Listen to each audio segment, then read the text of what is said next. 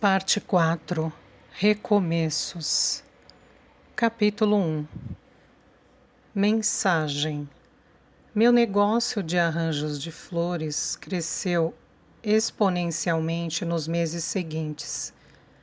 Eu só aceitava pagamento em dinheiro e à vista, e esse estilo informal atraiu um séquito de clientes devotos. Eu não anunciava. Depois de poucos baldes de íris com cartões de visita, o número do meu telefone se espalhou mais rápido do que se eu tivesse pago para colocar um outdoor luminoso na entrada da Bay Bridge. Natália não voltou da turnê. Então, fiquei com o apartamento e mandei um envelope cheio de notas de $100 para o proprietário no dia 1º de junho. Marlena continuou trabalhando como minha assistente, organizando a agenda, atendendo telefonemas, preenchendo pedidos de compra e fazendo entregas. Eu supervisionava a confecção dos arranjos e me reunia com clientes nas cadeiras dobráveis no escritório vazio, as caixas de sapato abertas sob as fortes luzes fluorescentes. Minhas consultas pré-nupciais eram tão requisitadas quanto meus arranjos.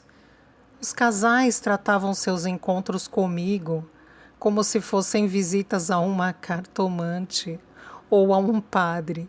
Muitas vezes passavam horas me contando o que esperavam para seu relacionamento e os desafios que tiveram de enfrentar.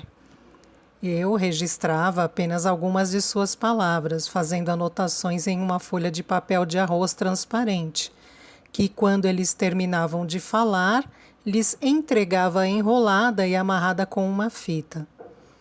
Embora consultassem essa lista ao escolher as flores e elaborar seus votos matrimoniais, os casais acreditavam que eu previa como seria sua vida conjugal. Bethany e Ray estavam felizes. Inúmeros outros casais me enviavam cartões postais da lua de mel, descrevendo seus relacionamentos com palavras como paz, paixão, realização e uma infinidade de características inspiradoras pelas flores. O rápido crescimento da mensagem, aliado a uma enxurrada de profissionais oferecendo consultoria sobre a linguagem das flores para as inúmeras noivas que Marlena e eu recusávamos, causou uma mudança sutil, porém concreta, na indústria florista da Baía de São Francisco. Marlena me informava que peônias, calêndulas e lavandas ficavam sobrando nos baldes de plástico no mercado de flores, enquanto tulipas, lilazes e flores da paixão se esgotavam antes do nascer do sol. Pela primeira vez havia junquilhos à venda bem depois de seu período de floração natural ter acabado. No final de julho, noivas ousadas carregavam vasos de cerâmica cheio de flores de morango ou arranjos perfumados de erva doce, sem que ninguém questionasse seu bom gosto. Pelo contrário, ficavam admirados com a simplicidade dos seus desejos. Se continuasse assim, percebi, diminuiríamos a quantidade de raiva, sofrimento e desconfiança na terra. Fazendeiros arrancariam plantações inteiras de dedaleiras para cultivar milfolhas, as delicadas pencas de flores cor-de-rosa, amarelas e creme, oferecendo cura para os corações partidos. O preço da sálvia, dos ranúnculos e dos goivinhos da praia aumentaria progressivamente. Ameixeiras seriam plantadas apenas para que seus cachos de flores delicadas fossem colhidos, e os girassóis sairiam de moda para sempre, desaparecendo das floriculturas, dos armarinhos e da decoração das cozinhas. O cardo seria eliminado de forma compulsiva de terrenos baldios e jardins abandonados.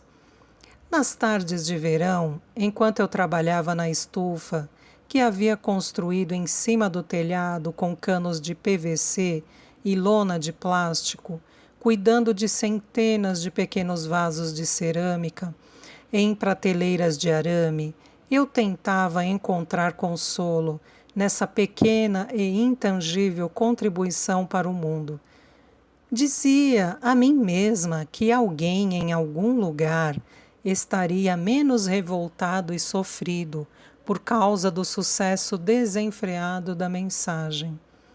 Amizades se fortaleceriam, casamentos durariam mais. Mas eu não acreditava nisso.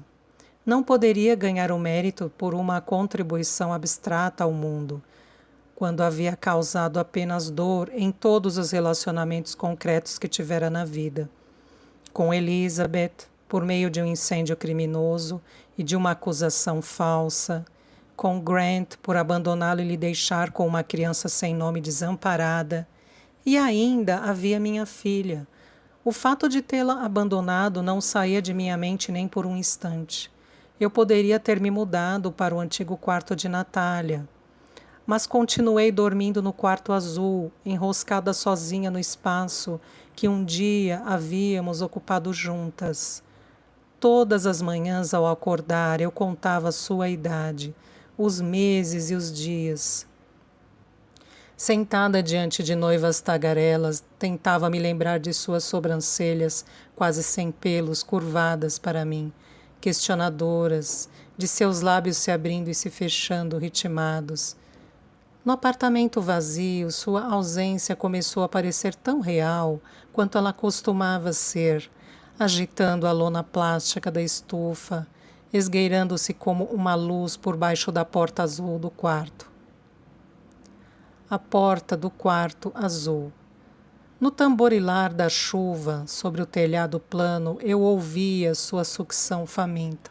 A cada 29 dias, um quadrado de luar iluminava o futon no qual havíamos passado nossa última noite juntas, e todos os meses eu esperava que ele a trouxesse de volta para mim.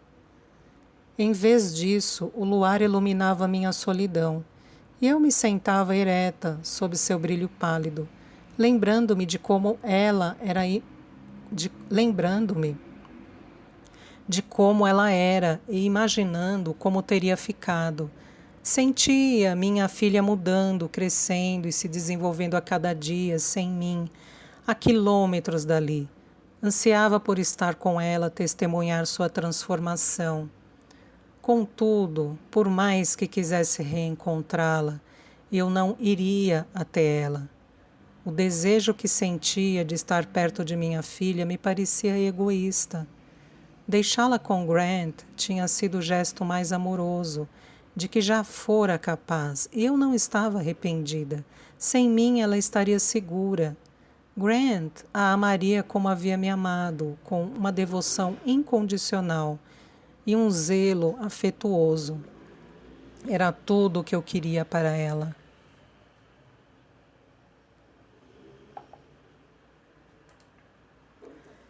Eu só tinha um arrependimento e ele não tinha nada a ver com minha filha. Em uma vida de transgressões, muitas violentas e a maioria injusta, eu só me arrependia do incêndio. Um monte de potes de geleia, um punhado de fósforos e falta de juízo haviam criado um inferno que continuou ardendo, muito depois de sua última chama ter se apagado. Ele se espalhou pela mentira que havia me afastado de Elizabeth. Provocou brigas durante 8 anos de estadia em abrigos e ressurgiu em minha falta de confiança em Grant. Eu me recusara a acreditar que ele me amava ou que continuaria a me amar se soubesse a verdade. Grant acreditava que sua mãe tinha provocado o incêndio que arruinara a vida de nós dois.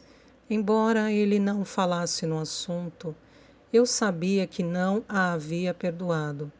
Mas sua mãe não era a culpada. Foi por minha culpa que o vinhedo pegou fogo. Por minha culpa, Elizabeth não foi até Catherine. Por minha culpa, Grant passou o ano seguinte sozinho, tomando conta de sua mãe doente. Eu não sabia os detalhes da degeneração de Catherine, mas eles ficavam claros na maneira como Grant me amava, delicada e isoladamente. Ele havia precisado de Elizabeth tanto quanto eu. Agora era tarde demais. O vinhedo havia se incendiado. Grant passara toda a vida sozinho, exceto pelos 6 meses que ficara comigo. Eu havia perdido a única mulher que um dia tentara ser minha mãe. E era tarde para voltar atrás, tarde para resgatar minha infância. Porém, por mais que fosse tarde, este era o pensamento que me atormentava. Eu queria voltar para Elizabeth. Queria mais do que tudo ser sua filha. Em meados de agosto, exausta por causa de uma agenda repleta de casamentos de verão e por causa de pensamentos implacáveis sobre minha filha, Elizabeth e Grant, eu me recolhi no quarto azul. Pela primeira vez desde que havia aberto a mensagem, tranquei todos os 6 cadeados e, em vez de atender os clientes, fui dormir. Marlena me deu cobertura. O apito da chaleira se infiltrava em meus sonhos quando ela preparava chá para os clientes, mas eu não saía do quarto. Os cadeados me impediam de pegar meu carro e ir direto para a torre de água, subir correndo ao 3º andar e reclamar minha bebê de volta. Em minhas fantasias, ela ainda estava deitada no Moisés, indefesa, com os olhos erguidos para o teto. Na realidade, já estava com 6 meses, já devia conseguir se sentar, agarrar as coisas e talvez até engatinhar pelo chão. Passei quase uma semana no quarto azul. Marlena não me perturbou, mas todas as manhãs passava uma folha de papel por baixo da porta. Era a cópia de nossa programação de setembro, cada vez mais cheia à medida que os dias se passavam. Tinha esperado que a procura diminuísse com a queda da temperatura, mas, em vez disso, parecíamos ter cada vez mais pedidos. Por fim, a ansiedade diante do acúmulo de trabalho venceu minha depressão. Peguei uma banana de uma tigela de frutas que Marlena havia enchido e fui até o andar de baixo. Ela estava sentada à mesa, mordendo a ponta de uma caneta. Sorriu ao me ver. Estava prestes a ir a Gathering House para contratar outra assistente, falou. Balancei a cabeça. Estou aqui. O que temos primeiro? Ela analisou o calendário. Nada de muito importante até sexta-feira, mas depois vamos ter que trabalhar 16 dias seguidos. Resmunguei, mas no fundo me senti aliviada. As flores eram minha válvula de escape. Com elas em minhas mãos, talvez conseguisse sobreviver ao outono. E talvez, com o passar dos meses, as coisas se tornassem mais fáceis. Era o que eu vinha esperando, mas até então não tinha sido assim. Na verdade, parecia estar acontecendo o oposto. A cada dia que passava, eu me sentia mais desolada. E as consequências de minhas decisões me pareciam menos suportáveis. Virei-me para subir a escada de novo. Vai voltar para a sua caverna? Perguntou Marlena. Ela soava desapontada. O que mais posso fazer? Marlena suspirou. Não sei.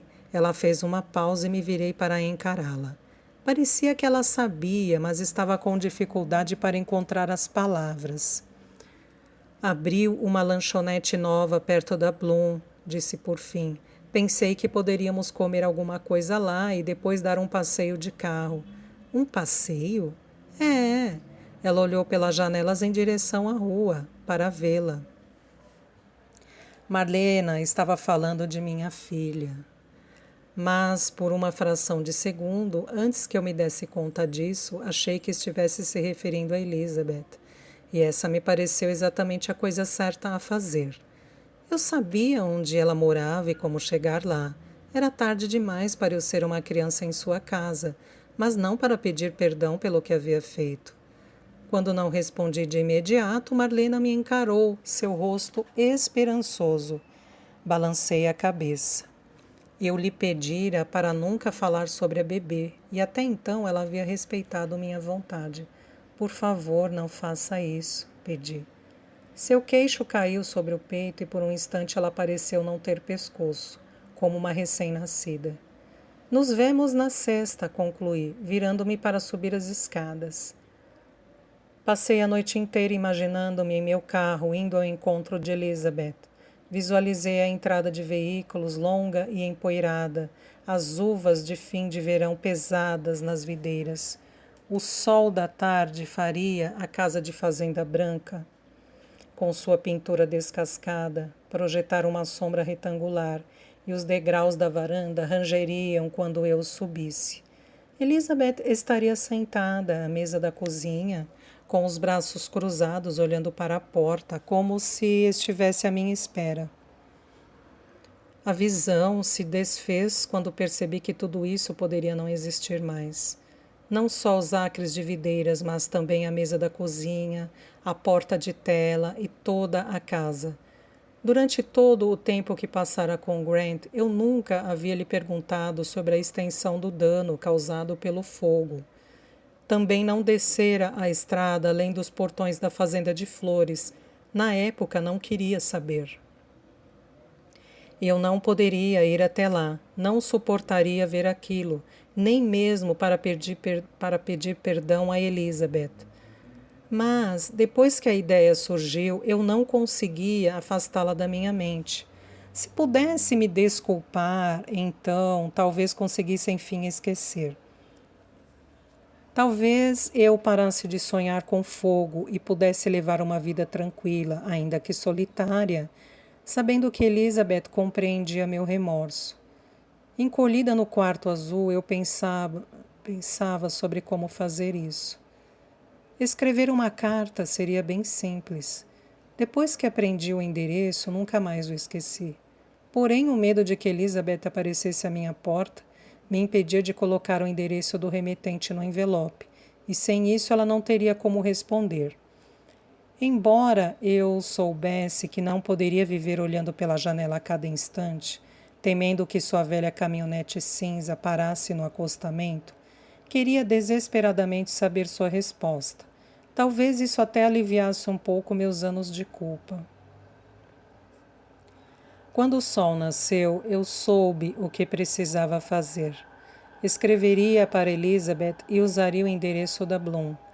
Renata me traria qualquer carta que chegasse. Entreabrindo a porta do quarto azul, tentei escutar algum sinal de Marlena. O apartamento estava silencioso. Fui até o andar de baixo, sentei-me à mesa como o faria durante uma reunião com clientes e peguei uma folha de papel de arroz e uma caneta hidrográfica azul. Minha mão tremia enquanto a caneta pairava sobre o papel. Escrevi primeiro a data no canto superior direito, conforme Elizabeth me ensinara. Sem parar de tremer, escrevi seu nome. Não me lembrava do que deveria vir em seguida, se 2 pontos ou vírgula. Depois de uma pausa, coloquei os 2. Olhei para o que havia escrito. O nervosismo deixara minha letra um garrancho, muito longe da perfeição que Elizabeth sempre exigia. Amassei o papel e o joguei no chão, recomeçando do zero. 1 hora depois, peguei a última folha de papel. Bolas amassadas cobriam o chão ao meu redor. Essa tentativa, por pior que ficasse, teria que servir. A pressão diante da única folha restante fez minha mão tremer mais ainda. Minha caligrafia parecia de uma criança muito jovem, insegura quanto ao formato de cada letra. Elizabeth ficaria decepcionada. Continuei assim mesmo, lentamente determinada. Por fim, consegui escrever uma só linha. Eu causei um incêndio. Lamento por isso. Nunca deixei de lamentar. Assinei meu nome, a carta era breve e tive medo de que Elizabeth a achasse rude e falsa. Porém, eu não tinha mais nada a dizer. Dobrei o papel, coloquei no envelope e o fechei, escrevendo o endereço e o selando. Os selos que eu havia comprado na primavera anterior eram ilustrados por um narciso amarelo. Recomeços. Amarelo e branco sobre um fundo vermelho, com letras douradas celebrando o Ano Novo Chinês. Elizabeth perceberia. Seguindo a passos rápidos até o final do quarteirão, puxei a pesada alavanca de metal da caixa de correio e joguei a carta pela fresta antes que mudasse de ideia.